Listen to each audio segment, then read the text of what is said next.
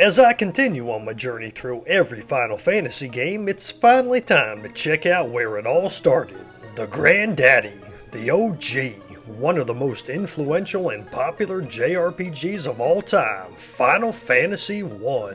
While I've watched footage of and played through a bit of the original NES release for perspective, I chose the Dawn of Souls version for my first real playthrough. Differences from the NES release include 4 bonus dungeons, a reworked magic system that runs on MP instead of a set number of uses for each spell tier, an updated bestiary, and a few other minor changes. The fact that Final Fantasy originally used a system that only allowed you to cast a certain number of spells from each tier surprised me, until I learned that this is a system taken from Dungeons & Dragons. In fact, the game cribs a ton of ideas from D&D, so much that it could be considered an attempt at making a video game version of that classic pen and paper game.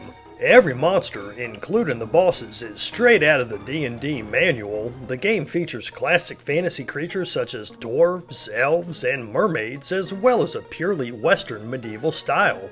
In general, this doesn't feel much like a Final Fantasy game, aside from the spell names and use of crystals to drive the plot. However, even the spells, as I understand, had different names in the original release. It's fascinating that such a unique and beloved series sprung up from such humble beginnings, but the game is still fun enough despite its simplicity and unoriginal theming. Where Final Fantasy shines is in its combat and visuals. Back in 1987, displaying both your party and the opposing characters on the battlefield at once was a novel concept, and it's strong enough that the series has retained this style in every future game. I've read that the creators took inspiration from team sports like American football, and depicting this back and forth battle visually is remarkably more effective than the Dragon Quest style of showing a view of the enemy through your character's eyes. Even in the original version, combat animations are unique for each weapon type, and the classic victory jingle makes prevailing in tough battles that much more sweet. From here, I'll focus on the Dawn of Souls release, although most of what I discuss surely applies to the NES version as well. The story is bare bones, but rather than being paper thin like the first 2 Dragon Quest games, which I can't help but compare this game to as they were its immediate predecessors, it's more like a solid tree in the wintertime with no leaves or flowers. There's more substance to the world building for one, but not a lot of frills. The earth has begun to decay, and you must visit 4 shrines to restore power to each of the 4 crystals that your party carries from the beginning. Why the characters have these crystals is never answered, but they do fulfill a prophecy of the 4 warriors of light, and the shrines they visit each represent one of the 4 classic elements: earth, wind, water, and fire, not only in name, but also in location. You restore the water crystal by diving deep into the sea, for example, and the fire crystal within a volcano. There's even a bit of Japanese mythology included in that there's also a 5th crystal, the black crystal, which represents the ancient Japanese concept of a 5th element, void, in other words, emptiness, space, or the lack of other elements. This eventually ties into the plot, which handily explains how the bosses, also called fiends, ended up in each shrine, and how the mysterious final boss orchestrated the whole ordeal.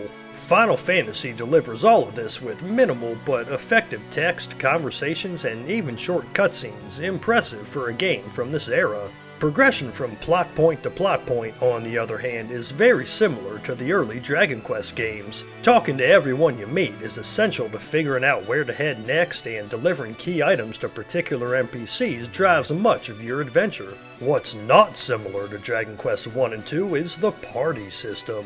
Namely, this game has one. Immediately at the start, you're asked to choose a party, and you can pick any of 6 classes, even multiple characters of the same class to fill your 4 party slots. Each class plays drastically differently on top of this. I've read that magic was notably ineffective in the original release, but in Dawn of Souls it's thankfully just as useful as the physical attackers. I chose a warrior, monk, red mage, and white mage. While black mages are usually my favorite class in Final Fantasy, I wanted to change things up this time, and the red mage's mix of white and black magic sounded interesting. As it turns out, this worked rather well, although I figure most any combination of classes would be effective in Dawn of Souls. Red mages are unique in that, as mentioned, they can learn both schools of magic, but they cannot learn any spells from the highest tier from either school. So, no powerful black magic spells for me, but their jack-of-all-trades nature more than makes up for this. They're even decent physical attackers, which came in handy in the early to mid-game. By the endgame though, I found their buffs to my physical attackers to be the most useful. I was mopping the floor with bosses by casting Haste, which raises the number of attacks per turn, and Temper, which raises attack power and can be stacked on my warrior and monk, while healing and occasionally casting a powerful holy spell with my white mage. The monk offered another pleasant surprise for me. Unlike in many JRPGs where I tend to shy away from using bare-handed characters due to their disappointing defense stats, the monk in this game is no slouch defensively and in fact has better defense when not wearing any armor at all. The same is true for attacking. Having no weapon is the best weapon, which makes for a very cheap character in terms of equipment cost. This let me spend more on my warrior and red mage's armor, and is a balance based on player choice that's done better than many RPGs manage today. The order of the characters in your party matters as well and further contributes to this balance. Your topmost party member will take hits 50% of the time, with that percentage going down the further away from the top a character is. So I put my hardy warrior in the top position where he could tank most hits and only take 1 HP of damage from most attacks, and my comparably fragile monk and white mage near the bottom, where they stayed safe most of the time. This too is a mechanic I wish more modern JRPGs would implement, as it frees you from having to heal every member of the party on most turns in tougher fights. I recall this happening a lot in Final Fantasy X-2, for example. It also made me glad I picked a warrior, a class I tend to find kinda boring and avoid using in most RPGs. I generally prefer spellcasters. In total, the class and battle systems are the strongest part of Final Fantasy and the main reason I'd recommend the game to any JRPG fan. The freedom of exploration afforded by the game impressed me too. After restoring the first crystal, you have access to most of the map, although new players may not realize this at first. The rest of the crystals can be done in any order thanks to the Airship, which is a nice one-up on Dragon Quest II's boat. It's as if Square saw what Chunsoft did in that game and went, "You thought being able to sail to different parts of the map a third of the way into the game was fun? How about a freaking airship that lets you go anywhere, anytime after the first quest?" Of course, new players aren't likely to figure out how to unlock the airship right away, but it can be done, and once I got it, many more opportunities were now open to me and I wanted to explore the whole map.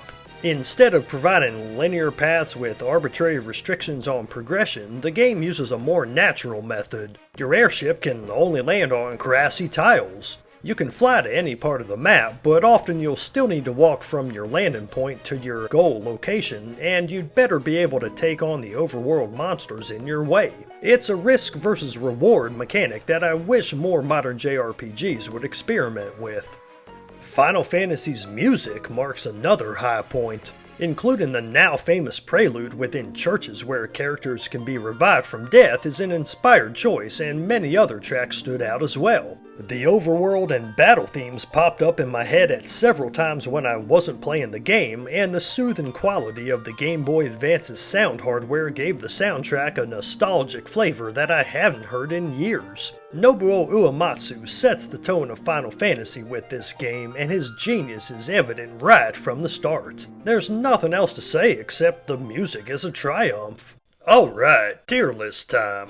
FF1 is undoubtedly a classic, but that alone doesn't warrant a high ranking in my list. It's a fantastic translation of the D&D formula into a video game, and it does pretty much everything right, especially the Dawn of Souls remake. However, this is a tier list, and I like every other FF game I've played so far even more, so it gets a B from me, which is a great score by the way. Anything B tier or above I wouldn't hesitate to recommend to anyone. I'd rather distinguish between levels of greatness than put all the games I love in one tier, so there you go, a nice solid ranking for the first game.